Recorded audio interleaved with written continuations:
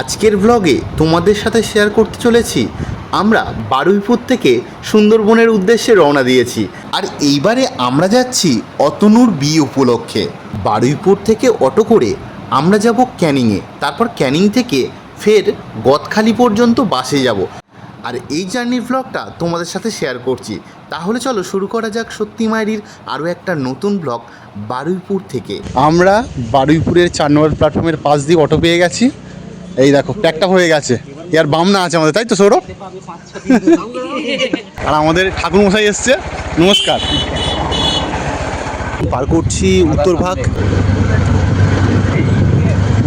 Bridge, আর এই বাঁ দিকে রয়েছে এই পারে পাম্পিং স্টেশন,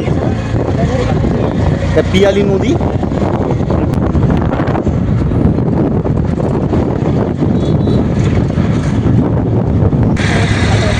এই পারে জায়গাগুলো দেখো।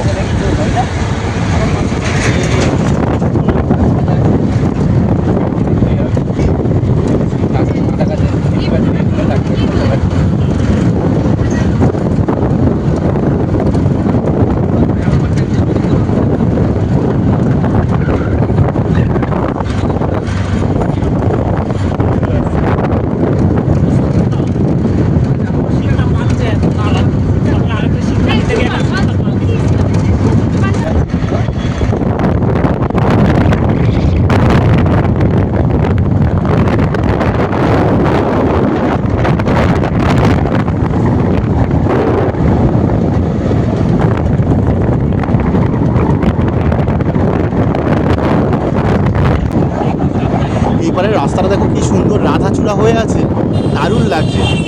আর বিকালবেলার এই পরিবেশটা কিন্তু দারুণ লাগে। এই সময় যদি নদীর পাড়ে যেতাম আরও ভালো হতো। ওই পাড়েই যাচ্ছি, কিন্তু এই পরিবেশটা থাকবে না, অন্ধকার হয়ে যেতে পারে। এখান থেকে আর 10 থেকে 15 মিনিট লাগবে ক্যানিং যেতে।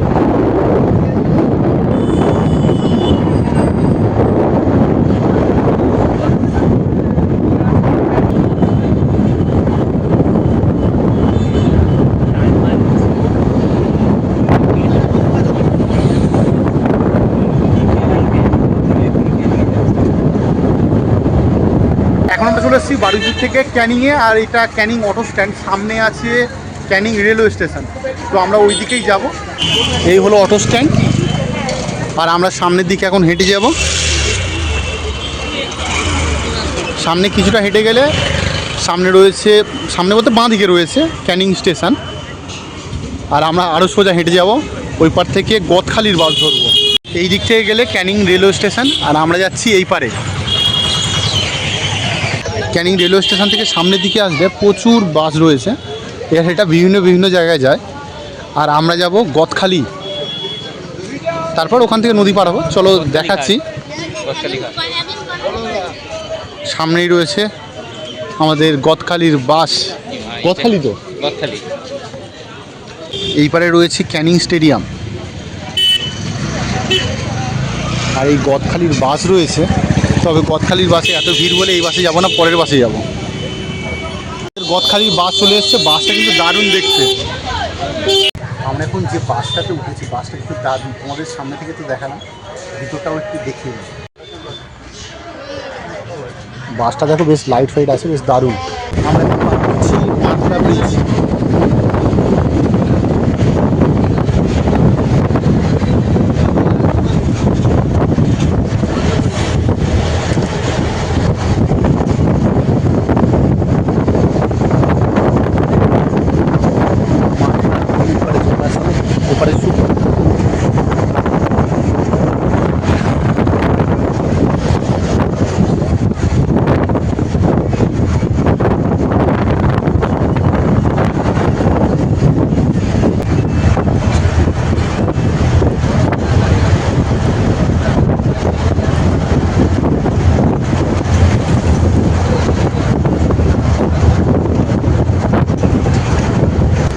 এখন পার হচ্ছি ফুলতলি বাজার।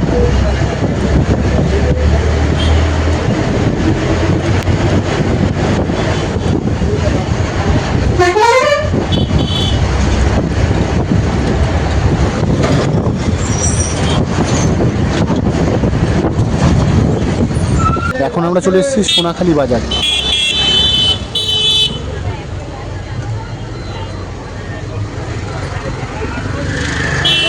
এবারে পেট্রোল পাম্প রয়েছে।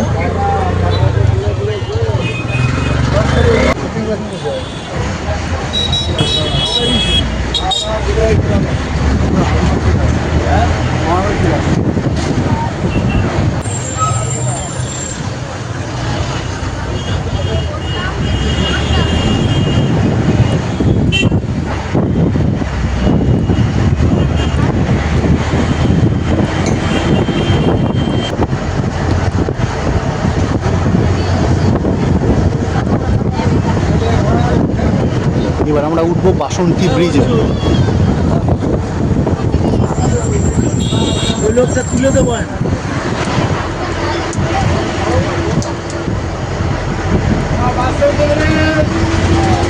এইপারে সোনাখালী, নদীর ওপারে বাসন্তী।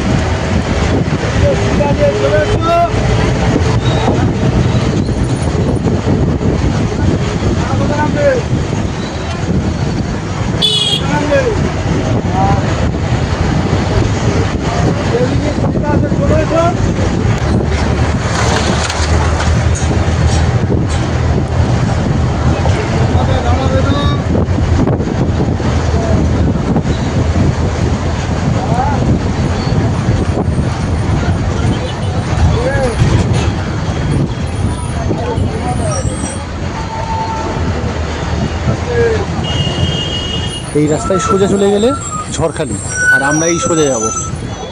এটা বাসন্তী চৌমাথা।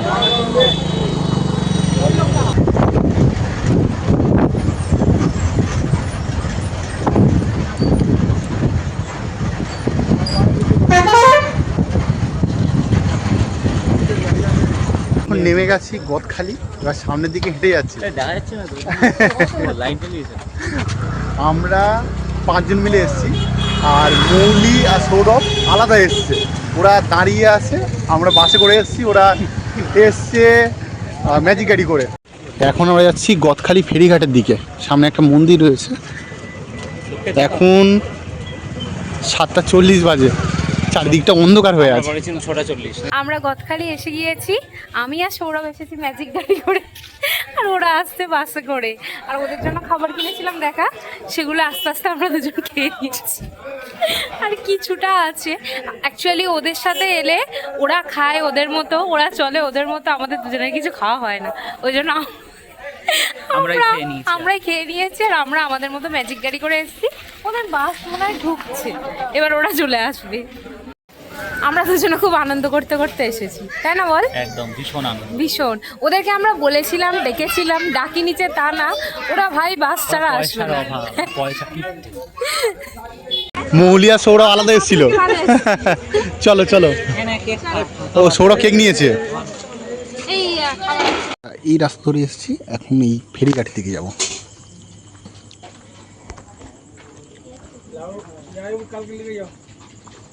এখানে প্রচুর দোকান রয়েছে, দেখি ফেরি আছে কিনা।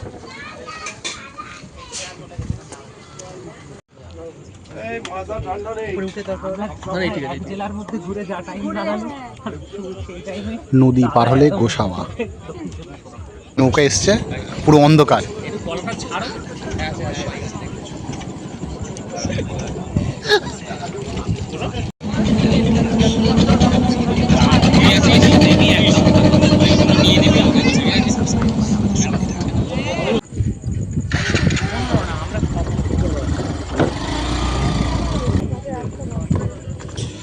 নৌকায় উঠে গেলাম, অন্ধকার নৌকা।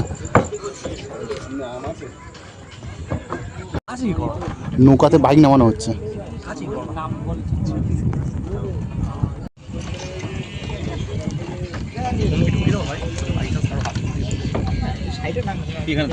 বসবি না, মাঝেই বসে দাঁড়িয়ে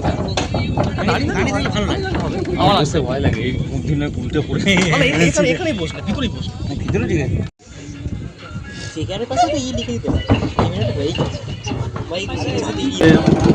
নৌকাটা স্টার্ট দিয়ে দিয়েছে, ফটোর করে আওয়াজ হচ্ছে। এইবার আমরা যাচ্ছি ওই পারে, ওই যে দূরে লাইট জ্বলছে, ওই সাইডেই যাবো আমরা।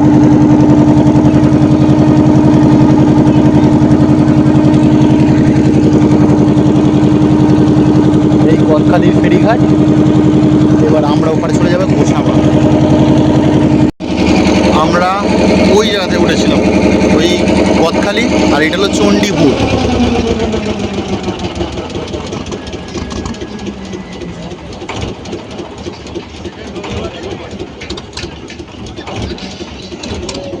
আর ওইদিকে গোসাবা।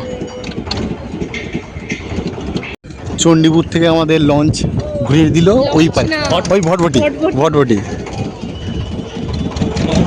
নৌকা নৌকা। কি লাগছে কি না বল?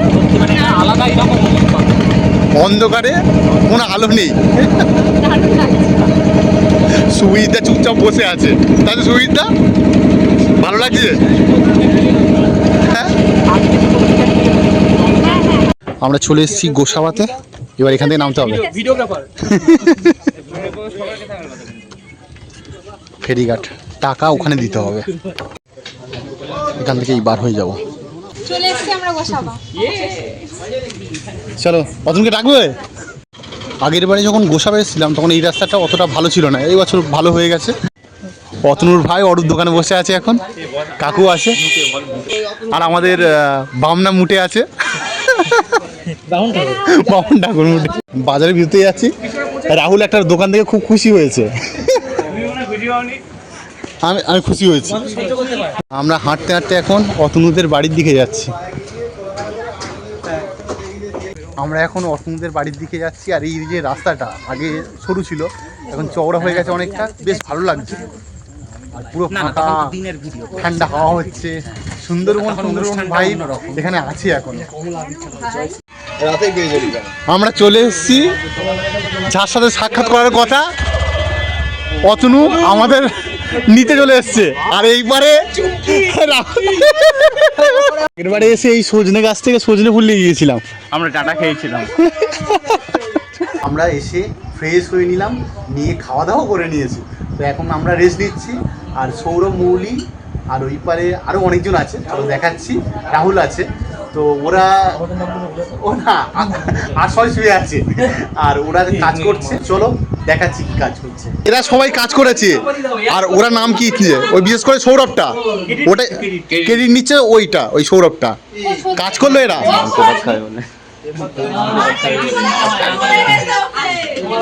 বুঝতে পেরেছি, তুমি একটু বেশি খাবে। সৌরভ কাটমানি খাবে।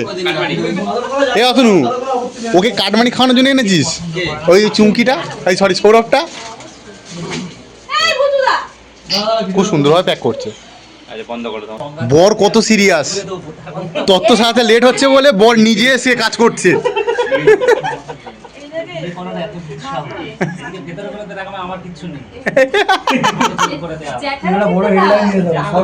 বাহ, খুব সুন্দর করছে। বরের হাতের কাজ পরিষ্কার। একটা ইউনিক তত্ত্বের ট্রে যাচ্ছে বাজি।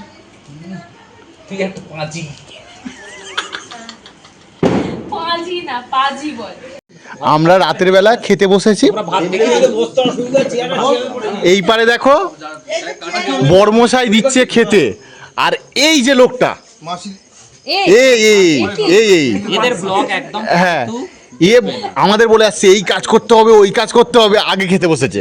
খাবো না, হ্যাঁ, বর এবারে কালকে বিয়ে করতে যাবে, সে খাওয়া দাওয়া দিচ্ছে। আর এ শুধু হচ্ছে কাজের হচ্ছে নামটা নিয়েছে, কোনো কাজ করছে না। এক সপ্তাহ ওরা বাড়ি খাবে না। এরপরে শনিবার আমার বাড়িকে গিলবে চারদিকে। এই তোরা প্রমাণ আছিস তো, ডায়লগ দিচ্ছে। হ্যাঁ, আর এই একটা ছেলে প্রচুর কাজের ছেলে, কিন্তু ডায়লগ বেশি দিচ্ছে। কাল ভোর ভোর উঠে যাবি, যে এটো বাসনগুলো আছে সব